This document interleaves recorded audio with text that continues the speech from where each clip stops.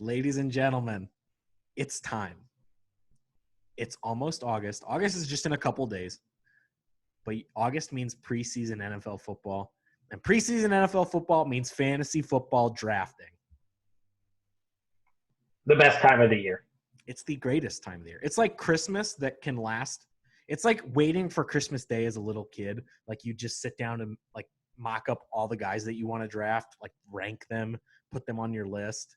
It's like circling the toys in the Christmas catalog. Yeah, exactly. Toys of the Christmas catalog. And we can officially close the book on Major League Baseball season because we root for poverty franchises. So we do. It's true. Rest in peace, MLB season. Thank you for taking us through July 29th at about, let's say 7 p.m. is when our dreams got killed for the season. But my dreams died tonight when Anthony Rizzo got traded to the Yankees. Yeah, and it lasted. It did its job. Baseball season got us through the summer, is bringing us to the trade deadline tomorrow. And then the trade deadline tomorrow. NBA drafts on in like an hour right now. It's pre-recorded. Yep. So we got other things to look forward to. So thank you to baseball. It's time to step aside. Fantasy football quarterbacks episode right now. Here we go. I guess we should get right into it. This first one, it's not much of a surprise. It's the golden child out of Kansas City. It's Patrick Mahomes. Yes. It's got to be. That should be the guy that you want to take first.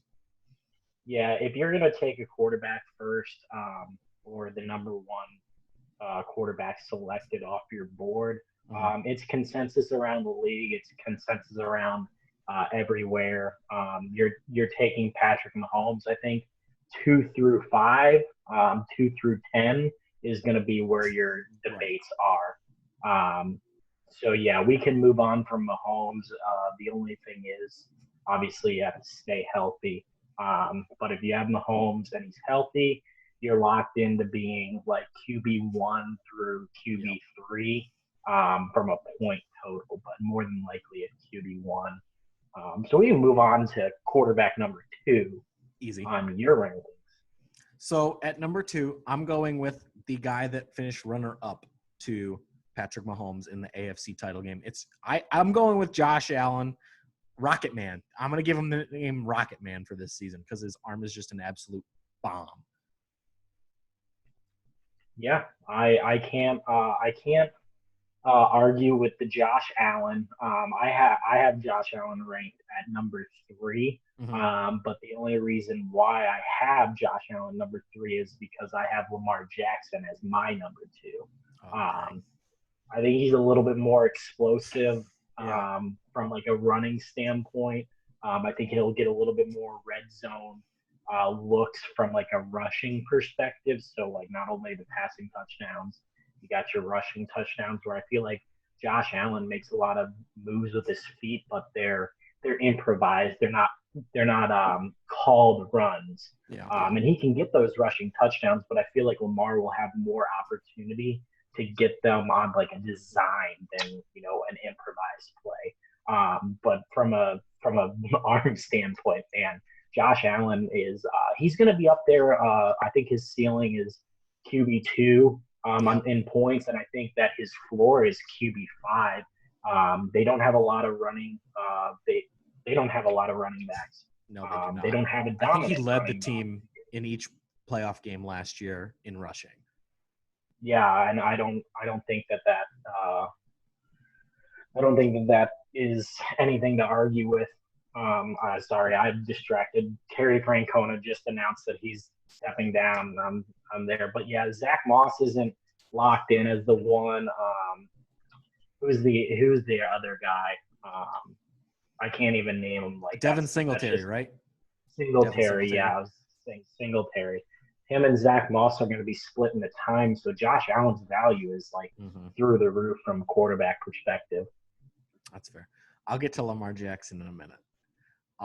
Going at number 3, I'm going with Kyler Murray out of Arizona.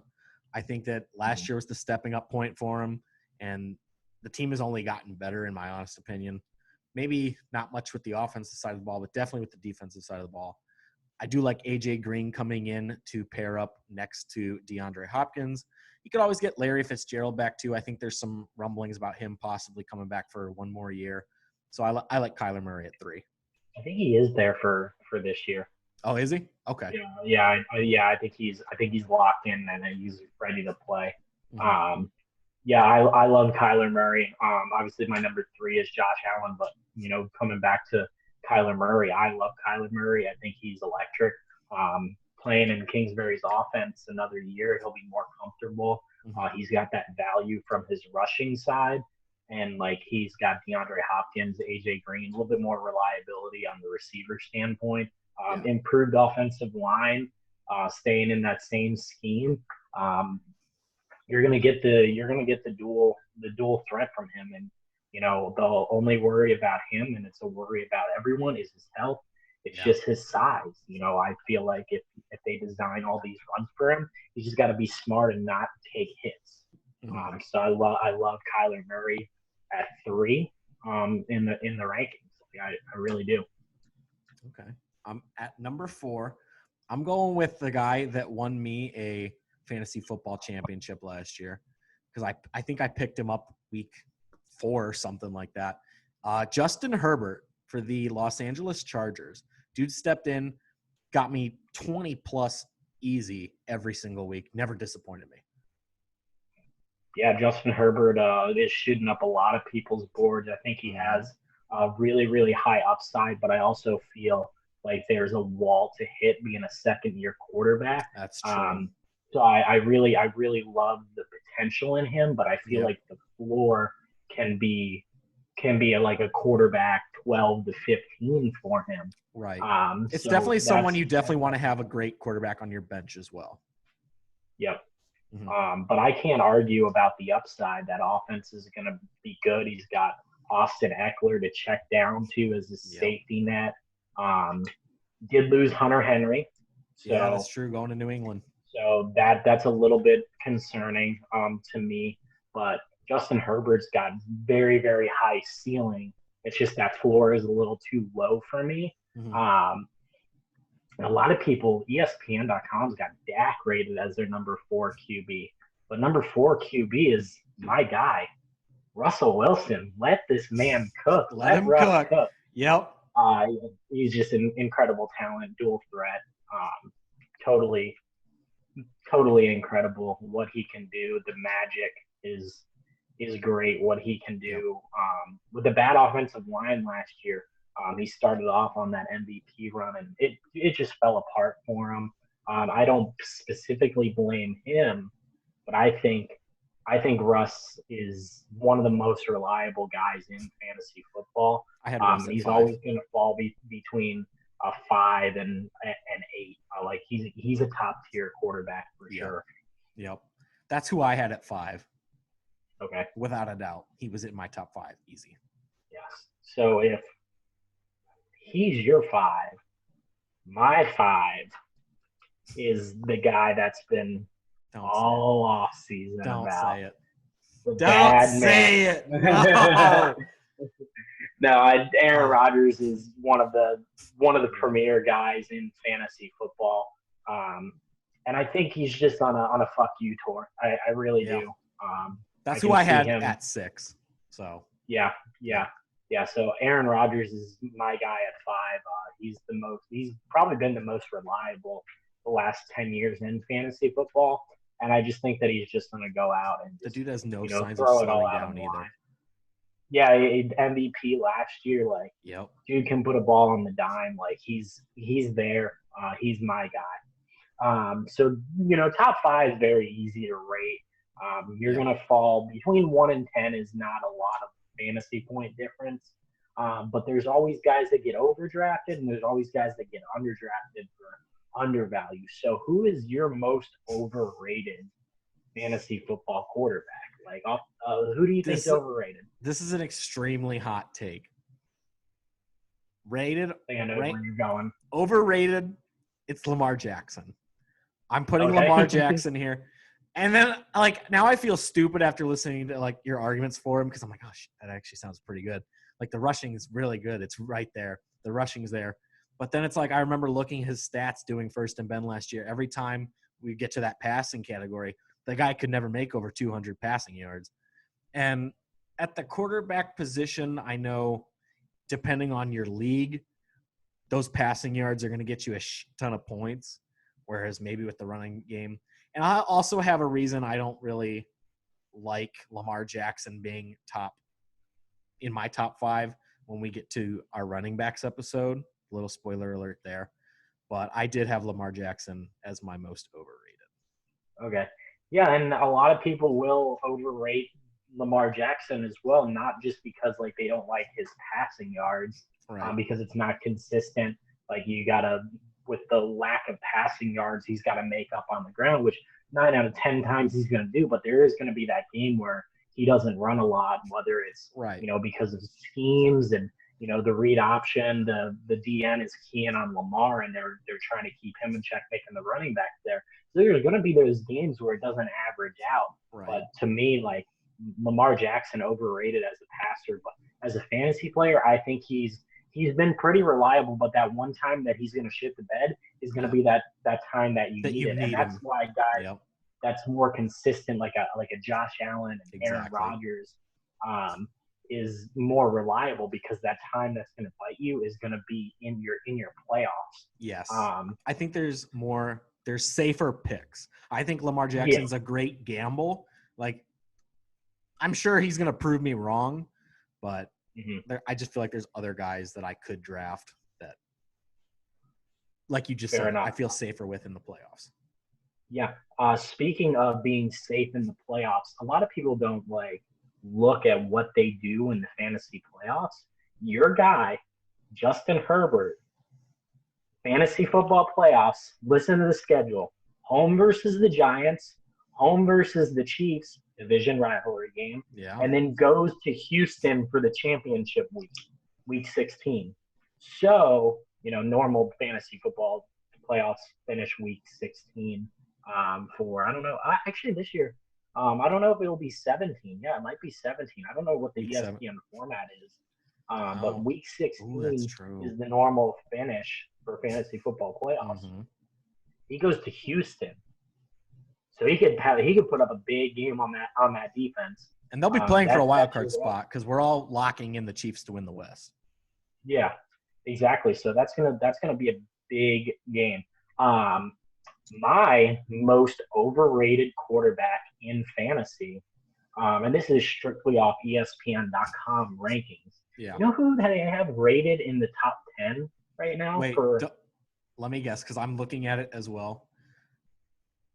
See, part of me wants to say Dak because you said it earlier with him at 4, but I want to say it's going to be Ryan Tannehill. Well, a lot of people have Tannehill in the top 10, but the one that sticks out to me the most is Jalen Hurts in Philly. This dude came onto the scene and he had the one good game. But do people expect him to be a top 10 fantasy quarterback? To me, I understand Deshaun Watson is playing in Houston, but he put up numbers last year, even though the team sucked entirely. But Deshaun's a good fantasy quarterback. I know he's got the legal issues going on, but they expect him to play this year.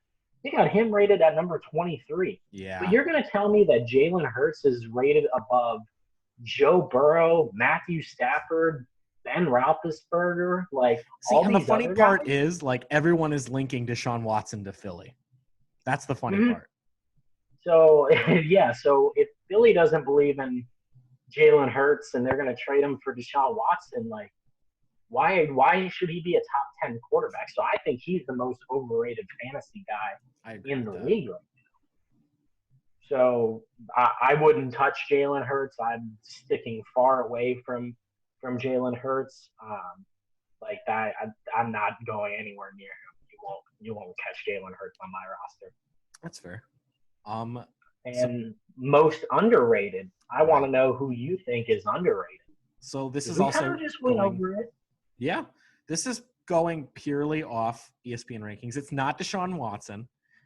My most underrated pick for quarterback is going to be Carson Wentz, quarterback with the Colts. Now, I know I know what we've seen from Carson Wentz the past couple years. I don't want to be that guy that's bringing up, oh, but look, remember when the year they won the Super Bowl or whatever, he was going to win MVP. He was going to win MVP. He probably was going to win MVP. But we all got to remember the Eagles were not a good team last year. Their offensive line was terrible last year. I think his sack percentage was double digits. And, he's back with Frank Reich. He's back with the guy that was the OC in Philly when they won it all. Easily his best season in the league. And then looking at some of the guys that are ranked above Carson Wentz, you've got Tua, Kirk Cousins. Yeah. Well, I think my most mind-boggling Daniel Jones, yes. I think the most mind-boggling thing here for me is Trevor Lawrence at 14. The guy has yet to take a snap in the NFL, and he's already ranked better than Tua, Matt Ryan, who's good year in and year out. Ryan Fitzpatrick, solid player. Like, just looking at some of these guys, and I don't get it. But, yeah, getting back to Carson, I think Carson Wentz, while I wouldn't trust him to be my QB1 on my team, I'd use a bench spot on him. Yeah, I would definitely roster Carson Wentz. I think that that offensive line in Indianapolis is good. Jonathan Taylor, Marlon Mack, dual-headed monster in the backfield. T.Y. Hilton's back for another year. Like, they got some playmakers around Wentz in there. And back with his coach, like, I definitely think Carson Wentz is worth a roster spot. I think for me, the most underrated and the most disrespected quarterback on this list, it's got to go to Matthew Stafford. Yeah. He rated at QB 13. And, he's played in Detroit. He's carried that team on their back. Matthew Stafford's a good fantasy quarterback. He puts up yards. And we're looking at a Rams team that's stacked with talent. And Sean McVay took Jared Goff and turned him into a Super Bowl caliber quarterback who is not nearly as talented as Matthew Stafford is. And I just think now they have the injury for Cam Akers. You're going to ask Matthew Stafford to do a lot more for your team. You're going to ask him to throw the ball 40 times a day. Yeah, I expect him 45 passes a game for that offense. Yep. Mixing in a lot of play action, like once they figure out what they can do at running back, like I just have a lot. I think Matthew Stafford finishes as a top 8 quarterback in fantasy this year. I wouldn't be surprised if you can get him with very good value from I'd say round 7 on for Matthew Stafford. He's going to be a sleeper. That's a good pick. A lot. Not to mention how he finishes the season at Arizona, home versus Seattle, and then at Minnesota for the fantasy playoffs. That's so you're looking at very, very favorable matchups. Yeah. For him. Like, those are 3 pretty average defenses, especially in Arizona. If you trade Chandler Jones, Seattle is okay, but they're not anything special anymore. And then Minnesota's defense isn't that good. Plus, you're playing at home, and you're going to Minnesota for that one, so it'll be a little bit colder. But I'd roll the dice with Matthew Stafford. He can chuck it. Oh, I agree, 100%. Also, just real quick, because I'm looking at quarterbacks. I think it's hilarious that Justin Fields comes in way ahead of Andy Dalton on here. My guy is being disrespected so much. Yeah. Like Baker. He's below Daniel Jones and Big Ben. Below Fitzpatrick, Daniel Jones, Tua, Kirk. My guy Baker. Ben. Browns going to the Super Bowl. Super Browns. That Browns team. We're doing something special this year. It's going to be a special season. You'll see it in person. It's going to be electric. Like, we're going to be there. We're going to be there for the Bears-Browns at the end of September. Yep. We're going to have a live episode in Cleveland. It's going to be a great time. It's going to be awesome. I can't wait. But until next week when we do running backs, this is our top quarterbacks that you should look to target. Obviously, a lot of them are not no-brain picks, but hey, you never know.